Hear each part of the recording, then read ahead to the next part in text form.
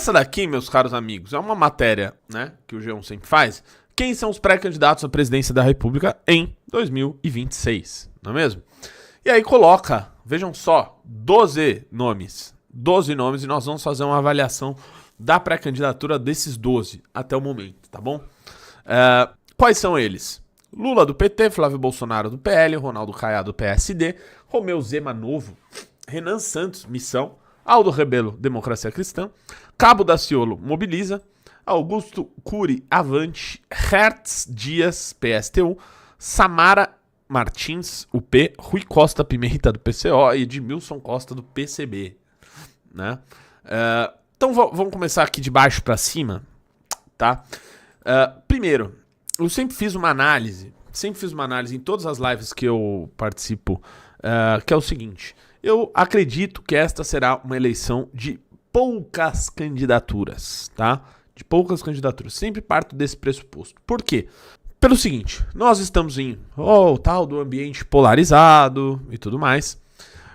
E neste ambiente, neste contexto, só faz sentido uma candidatura que ela se expresse contra os dois polos polarizantes, né? Então, qualquer candidatura que não vá nesse sentido, ela se torna inócua, ela se torna sem expressão, sem voto, sem militância, sem nada. Uma vez que ela é incapaz de fazer qualquer crítica aos campos polarizantes, ela é incapaz de obter militância, de obter qualquer tipo de apoio a essa pré-candidatura. Uma candidatura que não oferece horizonte nenhum, não há motivo para ela ser apoiada. Certo? Então partimos dessa primeira premissa, tá? Número 2, segunda premissa. Todas as eleições, vocês vão ver, tá? 4, 5, 6 partidos lançando pré-candidatos, que muitas vezes se colocam presentes na urna, né? Que são, em geral, as pré-candidaturas dos partidos de extremíssima esquerda, que no Brasil hoje são 4, tá? Hoje são 4.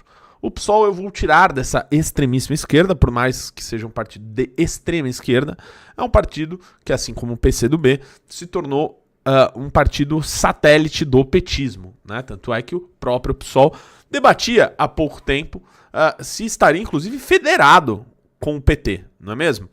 Então, é normal, se você vai pegar as últimas eleições, que essas 4 agremiações, que eu não sei o motivo delas existirem, né? Não sei muito bem o motivo delas existirem, que são PCB, agora tá aparecendo, PCB, PCO, UP e PSTU. O PCB, Partido Comunista do Brasil, né?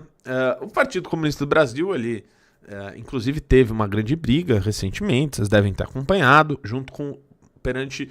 entre o grupo academicista, assim chamado, do PCB, que são aqueles professores universitários, né? Um bando de velho ali que de vez em quando dá uma mamadinha ali no fundo eleitoral do PCB, né? Quem sai algumas candidaturas patéticas, que é aquele grupo lá que tem aquele Mauro Iasi, né? Que tem aquele discurso do um bom paredão, um bom não sei o quê. Tem esse sujeito, tem aquele...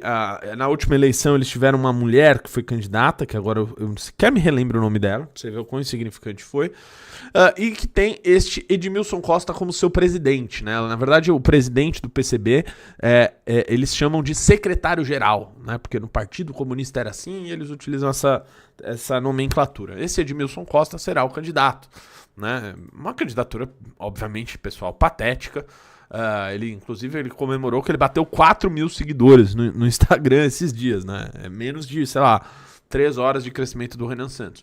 Mas, e ele próprio diz que essa pré-candidatura dele é uma pré-candidatura para propaganda partidária, né? Para fazer a propaganda partidária daquilo que eles defendem e que supostamente o governo Lula não estaria realizando da ótica deles, né? Então, o PCB é uma pré-candidatura que vai estar posta aí, porém é uma candidatura que é 0% em qualquer pesquisa, 0% em qualquer pesquisa, e que, além disso, o PCB, no final das contas, né, mantendo até o que faz nos últimos anos, é coisa de ter 20 mil votos na urna, tá? 20 mil votos, pra vocês terem uma ideia, na última eleição em 2022, eu tive mais votos que o candidato da UP, que o candidato do PCB, do PCO, se juntar todos, não dá os votos que eu tive para deputado. Então, vocês veem que são pré-candidaturas que ninguém dá a mínima, né? As pessoas sequer consideram isso daqui como candidaturas presidenciais, até por já se prostrarem no jogo como candidaturas que estão ali para fazer a agitação política, como eles mesmos colocam. O Rui Costa Pimenta, né, que talvez desses daqui seja ainda o que vai ter menos votos ainda, né, o partido dele é o que tem menos filiados no Brasil, que existe há muitos anos, tá aí com seus 6, 7 mil filiados. O Rui Costa Pimenta, esse aí talvez não consiga fazer 10, 15 mil votos no Brasil inteiro, tá? Então, é novamente uma candidatura que não faz nenhum sentido. Isso que o PCO, na última eleição, ainda apoiou o Lula, né, contra o fascismo, e até deixou de lançar pré-candidaturas nos últimos anos. Mas, novamente, é uma pré-candidatura que ninguém dá a mínima. A própria imprensa não trata isso aqui com um mínimo de seriedade, né? A UP, né, que é desses daí é o partido mais novo. Aliás, eles colocam lá no dele, né, o partido mais jovem do Brasil. É mentira, deslavada. Vocês não são o partido mais jovem do Brasil. Vocês são o segundo, tá? Também uma candidatura que não faz nenhum sentido. Na última, o presidente da UP, né, que é esse grupo paramilitar, vagabundo, terrorista, que é o Leonardo Péricles, são gente que vive de invasão aí em alguns lugares do Brasil, né? Esse sujeito foi candidato a presidente e ele teve 50 mil votos, tá? 50 mil votos. Aí ainda foi, vamos dizer, melhor aí que o PCB e o PCO, né? Mas mesmo assim, pessoal, isso é absolutamente nada. Eu vou até abrir aqui a planilha da última eleição, pra vocês terem ideia da dimensão aqui do fracasso retumbante, né? Dessas pseudo-candidaturas, tá, rapaziada? Aqui, ó. Olha aí, ó. Isso aqui na última eleição, tá? Ó, o Constituinte Emael teve 16 mil votos. O PSTU teve 25. O PCB era essa daqui, ó. Sofia Manzano teve 45. E ela ainda teve 45 porque tinha os web comunistas ali junto com eles, né? O Leonardo Péricles teve seus 53. Isso aqui, pessoal, ó, é 0,05%. Então, se juntar o Péricles, a UP, o PCB, o PSTU, eu vou botar o DC aqui, que vai ser o PCO no lugar, a gente tá falando de 0,9, de 11, de 0,12%. 0,12% dos votos. Só que não dá 100 mil votos, ou seja, não é absolutamente irrelevante, e a própria imprensa já trata assim essas pré-candidaturas, tá? O PSTU vem com essa Samara, inclusive, ela é a vice-presidente, né, da Unidade Popular. São partidos que, inclusive, eles mesmos dizem que o objetivo deles não é eleger ninguém, porque as eleições são eleições burguesas, e a eleição burguesa é viciada pelas instituições burguesas que não permitem eles, grandes operários, a participar e obter êxito em suas campanhas e pré-campanhas, né? Essa é a desculpa que eles dão. Então, isso aqui é justamente por isso que é totalmente jogado de lado. Sequer vocês vão ouvir falar dessas pessoas aqui até o dia da eleição. E o Hertz Dias, né? A não ser eu, que sou um pouco cracudo de política, e às vezes acompanho aqui o que estão dizendo pessoas absolutamente irrelevantes como esses. O Hertz Dias, né, que é do PSTU, né, um outro sindicalista ligado ao PSTU, aparentemente ele era rapper, né, então é mais uma candidatura dessas patéticas, né, um sujeito que, inclusive, ele tá querendo chamar atenção, ele tá querendo chamar lá a atenção do Renan Santos no Instagram dele, chega a ser ridículo, né, a ponto de eu nem, inclusive, mostrar aqui, porque não vale nem a pena, né, assim, é apenas ridículo, né. Agora, por que essas candidaturas, vamos dizer, elas atrapalham o pleito eleitoral, tá? Porque toda pesquisa eleitoral, pessoal, ela vai ter 1, 2, algumas 3%. Nossa, tô com rinite aqui, tá atacando nesse quarto. As pesquisas, elas têm margem de erro, né? De 1, 2 ou 3%. A Atlas tem margem de erro de 1%. E às vezes faz com que candidatos como esse apareçam, às vezes, em pesquisas com alguma porcentagem. Né? E isso, inclusive, ocorreu. Nós somos vítimas disso na eleição de 2022. Perdão, na eleição de 2020. Quer ver? Deixa eu colocar aqui, ó. Cadê aqui? Peraí. na eleição para a prefeitura, a pré-candidata Vera Lúcia, né? Aqui, ó, achei. Não, isso aqui é inacreditável, cara. Isso aqui me dava... Ó, essa aqui ainda tá menos pior, ó. A Vera Lúcia, ela tava com 2% numa pesquisa, ó, junto com o Arthur Duval. O PT, o Arthur Duval, o André Matarazzo e a Vera Lúcia estavam com 2% nas pesquisas, né? Eu nem preciso dizer pra vocês que isso aqui simplesmente não ocorreu, tá? Isso aqui era uma pesquisa, pessoal, do dia 24 de setembro. 24 de setembro estavam colocando... Olha essa aqui. Essa aqui é mais inacreditável, tá? Isso aqui era Ibope. Isso aqui aparecia na Globo. Isso aqui aparecia na Globo dia, manhã, tarde e noite. No dia... Olha só que dia que foi isso. Foi dia 2 de outubro. 2 de outubro. Às vésperas da eleição. Às vésperas da eleição. O suposto principal instituto aparecia dizendo isso aqui, ó, rapaziada. Que a Vera Lúcia tinha 2% e o Arthur Duval tinha 1%. O Arthur Duval e o PT tinham 1%. Junto com o cara do PCO e atrás do PSTU. Isso não faz nenhum sentido, né? É só ver o resultado da eleição de 2020, né? O que a Vera Lúcia, que supostamente estava na frente do Arthur, acabou obtendo de votos, né? Deixa eu até colocar aqui, ó, pra vocês verem que é absolutamente insignificante. Insignificante, aqui, ó. Aqui, ó, o Arthur Duval, 522 mil votos, na frente do PT, inclusive, né, que fez 8. Aí a Joyce, 1,8. O André Matarazzo, 1,5. A Rede, 0,4. 22 mil votos, cara. O PCdoB, 0,23. 12 mil votos. O Levi Fidelix, 0,2. 11 mil votos. E a Vera Lúcia, ela teve 3 mil votos, rapaziada. Isso é 0,06%. E o PCO teve 630 votos. Não conseguiu ter 1.000 votos. 1.000 votos, rapaziada. E tava dizendo que esse cara estava empatado com este cara. E que essa senhora aqui, essa senhora estaria na frente desse cara, né? E por que isso ocorre? Isso ocorre pela margem de erro, tá? Então por isso que candidaturas como essa, dessa gente, são totalmente até nocivas pro debate, porque podem gerar esse tipo de distorção, tá? E eu já vi esse tipo de distorção ocorrendo com essa candidata da UP, que obviamente não tem voto e não terá voto nenhum, tá? Então, isso ocorre, tá? E não necessariamente é culpa dos institutos, tá? Mas essas pré-candidaturas servem a isso, beleza? Então, vocês não vão ouvir falar disso aqui. Vamos até subir. E aí, vem o seguinte, tá? Aí vamos lá.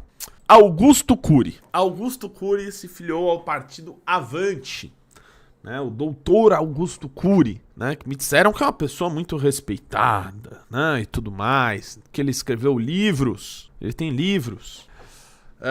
O que eu sei sobre o Augusto Cury, tá? Que ele é amigo do Pablo Marçal. O Pablo Marçal disse que fala com ele, né, então pessoas que falam com o Pablo Marçal, né, que tem amizade com um vagabundo desse, e que ele disse inclusive que tá aconselhando o cara, eu já tenho minhas reservas. O Augusto Cury, eu vi uma entrevista dele, à CNN, em que ele fica 30 minutos falando nada. E ele diz que ele está falando de propostas. Só que ele não consegue oferecer nenhuma proposta. Nem nada. Né? A candidatura absolutamente oca. Inclusive questionado sobre a anistia, né? Ele disse, olha, não daria anistia para todos. Para os líderes, não. Mas daria, por exemplo, para a Débora do Batom. Ok, aí perguntam para ele, e o Bolsonaro? E ele responde, preciso analisar o caso, não, não conheço o caso, eu não sei. Ou seja, já mostra ali uma palmolescência que não tem como, não tem como. Tanto é que a própria pesquisa Atlas aqui já tá dando 1%, né? E provavelmente vocês não vão demorar muito a sequer ouvir falar dessa candidatura aqui. O Avante, em 2022, tinha a pré-candidatura do André Janones, né? Que no final das contas acabou sendo uma pré-candidatura que foi colocada a serviço do PT, né? Anunciou um apoio ao PT porque o André Janones crescia numa certa fatia do eleitorado lulista, então faz sentido para o Lula ir lá e cooptar esse partido. Então, o partido Avante, isso precisa ficar claro, é um partido de aluguel, né? É uma legenda que pode estar de um lado ou do outro. E aparentemente resolve lançar uma pré-candidatura própria por não ter conseguido obter aquilo que desejava com o governo petista, tá? E para o PT, hoje, neste momento, não faz sentido tirar essa candidatura porque é uma candidatura inofensiva do Augusto Cury. Então, pode ser até que ela prospere, pode ser até que ela vá para a eleição de fato, tá? Sabendo que ela está colocada hoje como uma candidatura que possa ser vendida, sim, nesses termos mesmo, vendida, tanto para um lado como para outro. Se eventualmente o PL chegar ali, em determinada negociação, talvez não tenha essa pré-candidatura, e justamente por isso o doutor Augusto Cury, né, ele evita dizer, inclusive, em quem ele votou nas eleições de 2022. Assim, ele só falta vestir uma camisinha gigante, né, e falar que ele tá protegido aí contra a política e tal. Então, isso aqui vai depender da cabeça de uma única pessoa. Essa pessoa chama-se Luiz Tibé, deputado federal, que é o dono do partido Avante. A depender, ele pode colocar o partido dele a serviço de um ou de outro. Fato é que ele também, no fundo, ele achou que essa pré-candidatura aqui ia ter um pouquinho mais de apelo, né? Porque é o grande best-seller e tudo mais. E se começou tendo 1, 2 nas pesquisas, a tendência é de queda, tá? Cabo Daciolo, pelo Mobiliza. Seguinte, Cabo Daciolo sempre aparece todos os anos, desde 2018, dizendo que ele é grande candidato a presidente ou ao cargo mais importante que esteja sendo disputado naquela eleição. Sempre aparece isso, né? Toda eleição ele diz isso. E no final das contas, ele nunca sai candidato, né? Ele saiu uma vez candidato, tá? E ele está num partido que é o Mobiliza. Antigamente era o PMN, número 33, e virou o Partido Mobiliza, né? Teve essa mudança de nome. Essa é outra legenda de aluguel, talvez uma das grandes legendas de aluguel que existem no Brasil, tá? O Cabo Daciolo, ele mudou seu domicílio eleitoral para o Amazonas, tá? Para o Amazonas. E a princípio ele tinha se lançado candidato ou ao Senado ou ao governo do Amazonas. Eu não sei se ele vai seguir uma campanha para o Senado ou uma campanha ao governo do Amazonas. O que eu sei é que ele não vai sair candidato à presidência da República, tá? Pode anotar isso aí, avisar que o Renato Certezinha cravou isso daqui. O Cabo Daciolo não será candidato à presidência da República. Então, podem retirá-lo aqui, tá? Vocês veem que até agora eu não levei ninguém a sério aqui, tá? E isso aqui, novamente, isso aqui não é torcida, isso aqui é análise. Eu estou falando isso há tempos. Vocês são minhas testemunhas, tá? Então, Cabo Daciolo não será candidato. Porém, rapaziada, nós estamos num período, que é esse período de maio, junho, até julho, em que os partidos vão colocar supostas pré-candidaturas no jogo, tá? Nós temos um período que se chama período das convenções partidárias, que começa do dia 20 de julho e vai até o dia 5 de agosto. São 15 dias, mais ou menos, 16 dias, que os partidos podem realizar suas convenções que oficializam os seus candidatos nas eleições deste pleito, tá? A partir disso, a candidatura passa a existir e pode ser registrada e aguardar o período do 16 de agosto para começar a campanha eleitoral. Então, e é nesse período que esses pequenos partidos oferecem a retirada das suas pré-candidaturas para os partidos maiores, tá? Então, pode ser que tanto Augusto Cury como Cabo Daciolo brinquem de pré-candidatos até esse período das convenções e depois tenham suas candidaturas retiradas, né? Aí eles vão dizer que é em prol do bem maior, de não sei o quê, mas na verdade é só os caciques partidários das suas respectivas legendas oferecendo o partido a interesses, né, maiores. Se é que vocês me entendem, né? Inclusive o Mobiliza também é gerido, né, por um mesmo clã, uma mesma família, né? Do Antônio Massarolo, né, que tá lá desde que esse partido existe e existe há muito tempo. Então é muito tempo nesse jogo aí, né? Que vocês sabem que é muito baixo.